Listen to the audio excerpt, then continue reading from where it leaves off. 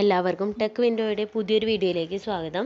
നമുക്ക് ഇന്നത്തെ ക്ലാസ്സിൽ വരുന്ന ട്രേസർ എക്സാമിന് ചോദ്യം ചാൻസിലെ കുറച്ച് ക്വസ്റ്റ്യൻസ് നോക്കാം.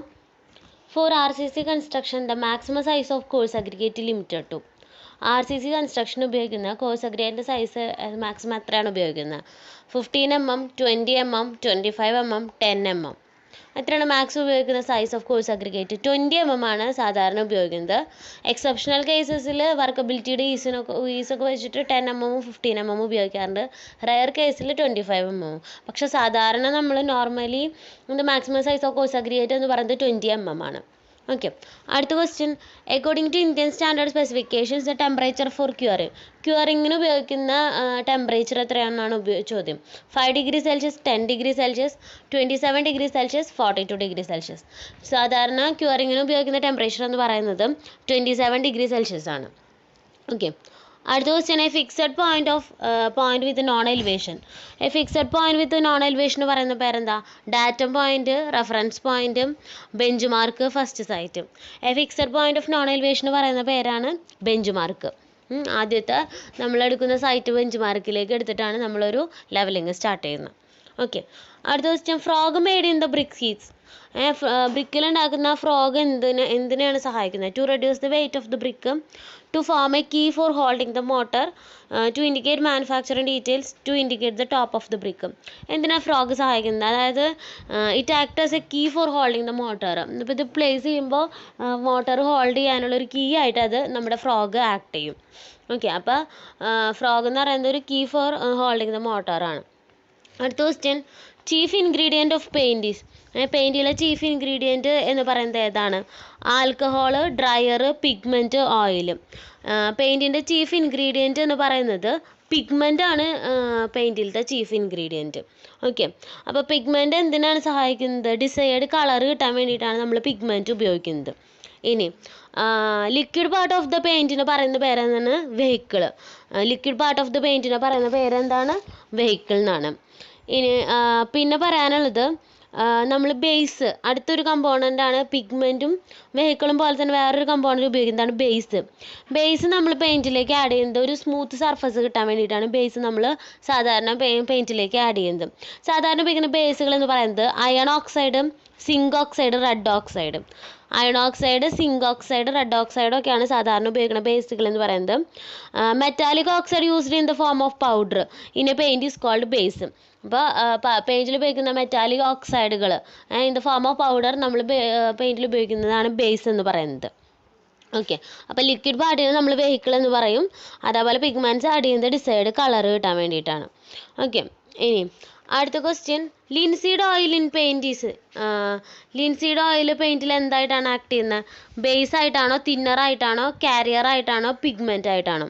നമ്മൾ പറഞ്ഞില്ലേ, ലിക്വിഡ് പാർട്ട് ഓഫ് ദ പെയിൻറ്റിൽ നമ്മൾ പറയുന്നത് വെഹിക്കിൾ എന്നാണ്. ഓക്കെ, അപ്പോൾ ലിൻസീഡ് ഓയിൽ എന്തിനാണ് യൂസ് ചെയ്യുന്നത്? Linseed oil act as a carrier ആയിട്ടാണ് അത് പെയിൻറ്റിൽ ആക്ട് ചെയ്യുന്നത്. Okay, liquid medium used in the oil paint is linseed oil. Oil പെയിൻറ്റിൽ ഉപയോഗിക്കുന്ന ലിക്വിഡ് മീഡിയം എന്ന് പറയുന്നത് ലിൻസീഡ് ഓയിലാണ്. ഓക്കെ, അതേപോലെ തന്നെ ഈ ഇനാമൽ പെയിൻറ്റിൽ ഉപയോഗിക്കുന്ന ലിക്വിഡ് മീഡിയം എന്ന് പറയുന്നത് വാർണിഷാണ്. ഇനാമൽ പെയിൻറ്റിൽ ഉപയോഗിക്കുന്ന ലിക്വിഡ് മീഡിയം എന്ന് പറയുന്നത് വാർണിഷാണ്. ഓക്കെ, അപ്പോൾ ലിൻസീഡ് ഓയിൽ എന്താണ്? പെയിൻറ്റിലത്തെ കാരിയർ. ഓക്കെ, അടുത്ത question. The base material for distemper.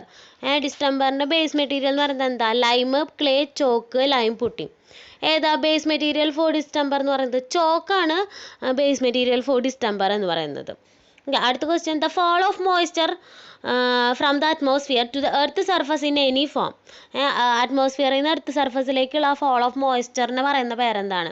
Evaporation, transpiration, precipitation, none of this. Earth സർഫസിലേക്ക് വരുന്നത്, അറ്റ്മോസ്ഫിയറിൽ നിന്ന് എർത്ത് സർഫസിലേക്ക് വരുന്നതിന് പറയുന്ന പേരെന്താ? precipitation എന്നാണ് പറയുന്നത്. എന്നാൽ നമ്മുടെ ഭൂമിയിലത്തെ വെള്ളമാണ് ഇതിപ്പോൾ ആവിയായിട്ട് പോകുന്നതിന് നമ്മൾ പറയുന്നത് ഇവാപറേഷൻ എന്നാണ് പറയുന്നത്. ഓക്കെ, അടുത്ത question. The Indian road Congress IRC was set up in 1930, 1934, 1948, 1956. The IRC was set up in December 1934 by the recommendation of Jayakar committee. Jayakar കമ്മിറ്റിയുടെ നിർദ്ദേശപ്രകാരം 1934 ഇന്ത്യ റോഡ് കോൺഗ്രസ് സെറ്റപ്പ് ആയിട്ടുള്ളത്. ഓക്കെ. അടുത്ത question, the central part of a tree. ഒരു ട്രീയുടെ central part എന്ന് പറയുന്നത് ഏതാ? Heartwood, sapwood, pith, cambium layer. പിത്തിനെയാണ് നമ്മൾ central part of a tree എന്ന് പറയുന്നത്. അതുപോലെ തന്നെ ഈ പിത്തിൽ നിന്ന് ക്യാമ്പിയ ലെയറിലേക്ക് എക്സ്റ്റെൻഡ് ചെയ്യുന്ന ഒരു റേഡിയൽ ഫൈബർ ഉണ്ട്. അതിനെ പറയുന്ന പേരാണ് medullary rays. The thin radial fibres extending from pith to cambium layer. അതിനെ പറയുന്ന പേരെന്താണ്? Medullary rays. Central part of a tree പറയുന്നത് പിത്ത് എന്നാണ്. ഓക്കെ. ഇനി അടുത്ത question, the number of links in a 30-meter chain. ഒരു 30-meter ചെയിനിൽ ഉപയോഗിക്കുന്ന number of links എത്രയാണ്? 100, 200, 150 ആൻഡ് 180. 150 ലിങ്ക്സ് ആണ് ഒരു 30-meter ചെയിനിൽ ഉപയോഗിക്കുന്നത്. 30-meter ചെയിനിൽ ഉപയോഗിക്കുന്ന നമ്പർ ഓഫ് ലിങ്ക്സ് എന്ന് പറയുന്നത് 150 ലിങ്ക്സ് ആണ്. അതുപോലെ 20-meter ചെയിനിൽ ഉപയോഗിക്കുന്ന നമ്പർ ഓഫ് ലിങ്ക്സ് എന്ന് പറയുന്നത് 100 ലിങ്ക്സ് ആണ്. ഓക്കെ. അടുത്ത question, an isolated load bearing masonry member. An isolated load bearing masonry member എന്ന് പറയുന്ന പേരെന്താ? Pillar, buttress, ramp, post. Isolated load bearing masonry member എന്ന് പറയുന്നത് പില്ലറാണ്. Intersection of the 2 plane mirrors of optical square. രണ്ട് optical സ്ക്വയറിലെ 2 plane mirrors തമ്മിലുള്ള angle of intersection എത്രയാണ്? 30 degree, 60 degree, 45 degree, 90 degree. Angle of intersection between 2 mirrors എന്ന് പറയുന്നത് 45 degree ആണ്. വൺ ഈസ് ഹാഫ് സിൽവേർഡ് ആണ്, അതിനെ പറയുന്നത് ഹോറിസോൺ ഗ്ലാസ് എന്നും. മറ്റേത് ഫുള്ളി സിൽവേർഡ് ആണ്, അതിനെ ഇൻഡെക്സ് ഗ്ലാസ് എന്നാണ് പറയുന്നത്. ഒന്ന് ഹാഫ് സിൽവേർഡ്, ഒന്ന് ഫുള്ളി സിൽവേർഡ് ആണ്. ഹാഫ് സിൽവേർഡിനെ നമ്മൾ ഹൊറിസോൺ ഗ്ലാസ് എന്ന് പറയും. അതേപോലെ ഫുള്ളി സിൽവേർഡിനെ ഇൻഡെക്സ് ഗ്ലാസ് എന്ന് പറയുന്നത്. It measures the angle by reflection വഴിയാണ് ആംഗിൾ മെഷർ ചെയ്യുന്നത്. Okay. Very first reading taken as. First reading നമ്മൾ ലെവലിംഗിൽ ഉപയോഗിക്കുന്ന വെരി ഫസ്റ്റ് റീഡിങ് ഏതാണെന്നാണ് ചോദ്യം. Invert, intermediate sight, back sight, fore site.